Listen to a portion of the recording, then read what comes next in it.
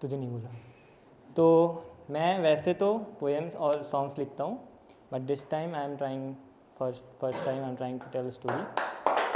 So before I start कि यहाँ पर अगर इन चीज़ों को छोड़ दें कि आपको उनका साथ मिला नहीं मिला, आप अलग हो गए, कितने लोग ऐसे हैं जिनको कभी ना कभी किसी के साथ तो ऐसा लगा कि यार प्यार तो हुआ है।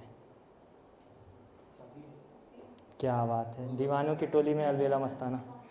तो अर्ज़ किया है कि पूछते हो क्यों जी आप बार बार ज़िंदगी से, प्रेम तो वही था जो किया था हम ही ने तुम्ही से। पूछते हो क्यों जी आप बार बार ज़िंदगी से, प्रेम तो वही था जो किया था हम ही ने तुम्ही से। हम नहीं रहे कभी तो याद कीजिएगा आप अगर बुलाएंगे तो दौड़े आएंगे खुशी से। तो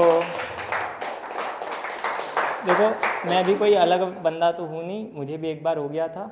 जबलपुर से थे वो। अपनी शुद्ध हिंदी पर बहुत गुरूर था उन्हें। जबलपुर वाले शुद्ध हिंदी बहुत ज़्यादा बोलते हैं, तो उन्हें अपनी शुद्ध हिंदी पर गुरूर था, पर मैं को हम कहते थे। तो मैं में ही गलत हो जाता था, लेकिन शुद्ध हिंदी बहुत बोलते थे। तो सेकेंड सेमेस्टर में कंप्यूटर वर्कशॉप का सब्जेक्ट होता है, उसमें हम पहली बार मिले थे। तो और इनका रवैया कुछ अलग ही था, टीचर्स को तो पसंद ही नहीं आएगा। पहली मीटिंग में कहते हैं देखो मैं इस प्रोजेक्ट में कुछ खास नहीं करूँगी, पर अगर तुम लोग ठीक से करते हो तो मैं तुम्हारे लिए गाना गाऊँगी। खुद ही डिसाइड कर लिया उन्होंने कि उनको बस ऑडियंस चाहिए थी।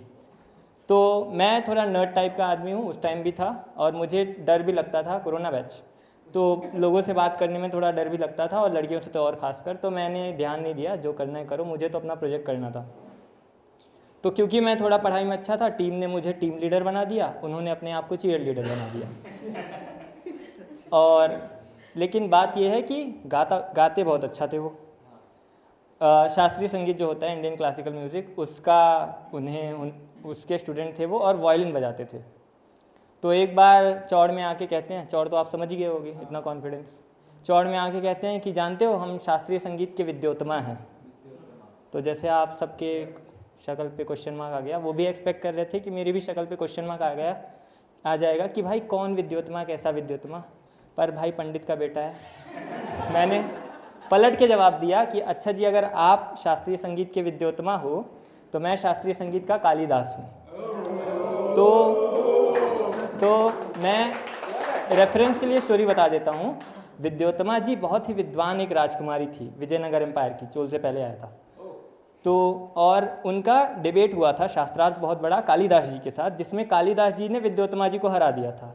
तो इनके विद्योत्तमा को भी मैंने आज हरा दिया, और मैं इनके चेहरे पर अब एक्सक्लेमेशन ढूंढ रहा था कि अरे यार इसको तो पता था, पर उनके चेहरे पर मुझे थोड़ा सा गुस्सा और थोड़ी सी शर्म दिखी। मुझे पागल कह के वो निकल लिए। तो पहले थोड़ी देर तो मैं खुश रहा कि यार उड़ रही थी, मैंने ज़मीन पे लाके खड़ा कर दिया। फिर थोड़ी देर बाद क्वेश्चन मुझे आया कि यार नाराज़गी तो समझ में आता है, पर शर्माई क्यों? तो फिर मुझे बाद में रियलाइज़ हुआ, देखो मैं नर्ड हूँ ठीक है, मुझे थोड़ी देर बाद रियलाइज़ हुआ कि यार कालिदास और विद्योत्तमा की शादी भी हुई थी। ठीक है, तो और अगर लड़की शर्माई है तो बात तो हमें भी कुछ होगी। तो वो जबलपुर से, मेरा कॉलेज नागपुर में ही था, वो हॉस्टल में रहते थे, मैं लोकलाइट था। तो एक दिन घर जाके मम्मी को कह दिया, मम्मी पढ़ाई बहुत सीरियस हो रही है, अब वर्कशॉप चलेंगे, तो मैं कॉलेज में लाइब्रेरी में बैठ के पढ़ाई करूँगा और घर आने में देर हो जाएगी, अब टेंशन मत लेना। तो अगर आप मेरा रिपोर्ट कार्ड देखोगे ना, तो उन सेमेस्टर्स में बहुत से मार्क्स लाता था मैं, एकदम हर सब्जेक्ट को पढ़ने का मज़ा ही कुछ और होता था। तो थर्ड सेमेस्टर गया, फोर्थ सेमेस्टर गया, टीचर्स भी खुश रहते थे मुझसे। थर्ड सेमेस्टर गया, फोर्थ सेमेस्टर गया, फिफ्थ सेमेस्टर में वो कॉलेज नहीं आए। तो मैंने कई बार उनको कॉल किया, व्हाट्सएप मैसेजेस किए, अनसीन आते थे, और कॉल कोई पिकअप ही नहीं करता था। तो मैंने इनके हॉस्टल के रूममेट से पूछा कि चल क्या रहा है, हुआ क्या? तो उन्होंने बताया कि उन्होंने कॉलेज ही ड्रॉप कर दिया है। अब मुझे जितना बुरा लगा, जितना मैं उदास था, उतना ही नाराज़ था कि इतना बड़ा डिसीजन लिया गया, और मुझे भी किसी तीसरे आदमी से पूछना पड़ रहा है, किसी तीसरे व्यक्ति से पूछना पड़ रहा है। तो नाराज़ तो मैं था, उदास ही था, पर 2-3 महीने बीते। एक दिन दादी का चेकअप कराने के लिए हॉस्पिटल गया था, वहाँ मिल गया वो मुझसे। पर यार उनके सर पे एक भी बाल नहीं थे। एक सेकंड लगा कि भाई जोर से चिल्ला दूं, पर आवाज़ ही नहीं निकली, मैं कुछ बोल ही नहीं पाया। उस दिन के बाद से मेरे दिन थोड़े बदल गए। मैं कॉलेज से ज़्यादा हॉस्पिटल में रहने लगा। अब ऑफ कोर्स पढ़ाई पे तो फ़र्क पड़ेगा। तो उस सेमेस्टर का मेरा रिज़ल्ट बहुत ख़राब आया था और ऑलमोस्ट 2 सब्जेक्ट में बैक भी लगने वाला था। मुझे कुछ फ़र्क नहीं पड़ा, रत्ती भर फ़र्क नहीं पड़ा। पर पता नहीं कहाँ से उनको इस बात की खबर लग गई और उनकी हालत इतनी ख़राब हो चुकी थी कि उनको इमरजेंसी वार्ड में शिफ्ट कर दिया गया था। और अंदर सब लोग नहीं जा सकते अंदर, तो उनके पेरेंट्स ही जाते थे ऑफ कोर्स। मैं बाहर बैठता था और कांच से देखता था मैं उन्हें। एक दिन उनके फादर बाहर आते हैं और कहते हैं कि बेटा उसे तुमसे बात करनी है।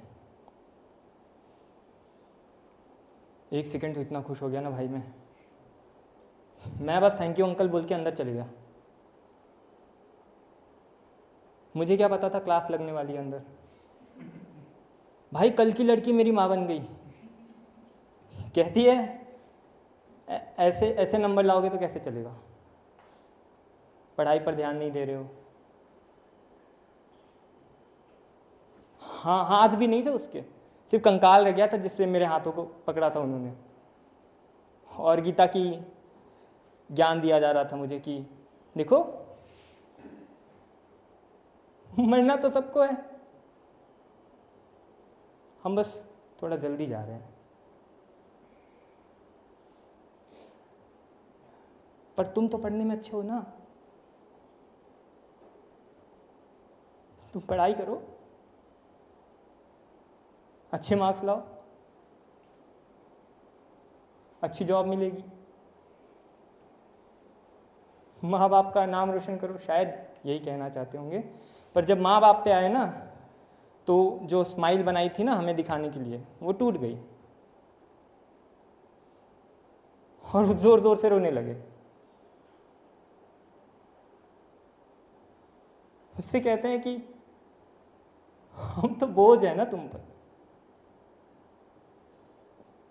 पर, पापा पर, भैया पर, हमारी वजह से तो सब खराब हो गया। अगर हम नहीं होते तो सब सही होता, हमने तो सब खराब कर दिया।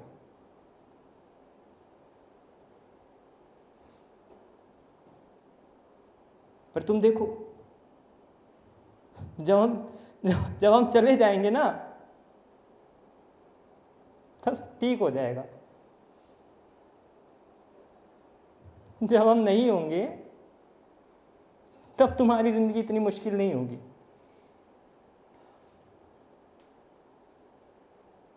मैं वहीं पे खड़ा हूँ, ये सब मुझसे ही कहा जा रहा है। क्या करना था मुझे स्ट्रांग होना था ना। मुझे उसका हाथ पकड़ के कहना था ना कि नहीं नहीं ऐसा नहीं है, तू गलत सोच रही है, तू बहुत सोच रही है, ऐसा मत सोच। पर क्या किया मैंने?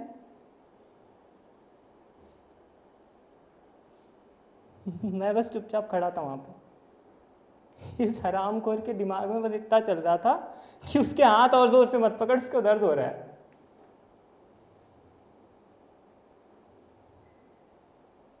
एक गजब की चीज़ बताता हूँ आपको। इंसानियत जो होती है ना, कोई कुछ कितना भी कहे, बहुत कुत्ती चीज़ होती है। क्योंकि आपके अंदर का जो इंसान है ना वो आपको स्ट्रांग बनाता है। मैं नहीं था स्ट्रांग, मुझे होना था स्ट्रांग। आज देख रहे हो कैसे बक बक बक बक किया जा रहा हूँ। जब बोलना था तब कुछ नहीं निकला, तब मैं नहीं था स्ट्रांग, बट मेरे अंदर का इंसान मुझे स्ट्रांग बना रहा था। मुझे याद है उनकी 13वीं के बाद उनके फादर ने मुझे समझाया था कि देखो बेटा, मेरी बेटी तुम्हें ऐसे तो नहीं देखना चाहती थी,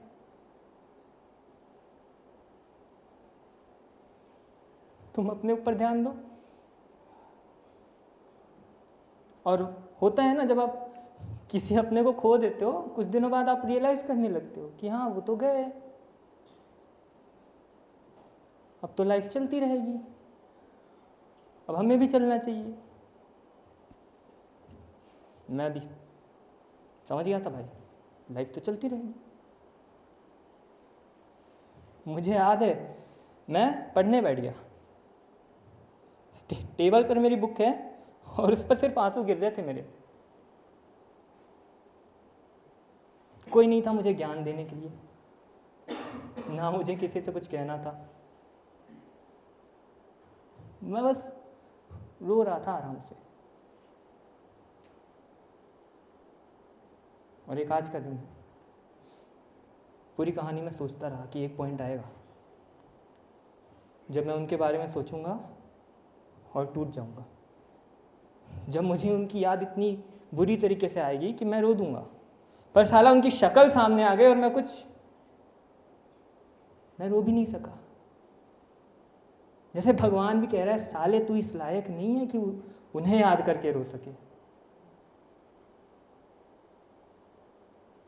पूछते हो पूछता हूँ क्यों मैं यार जिंदगी से, प्रेम अगर वही था जो किया था अपने हम ही से। आप हो नहीं यहाँ तो याद ही तो कर रहा हूँ, चीखता रहा मैं आप आए ना कभी कहीं से।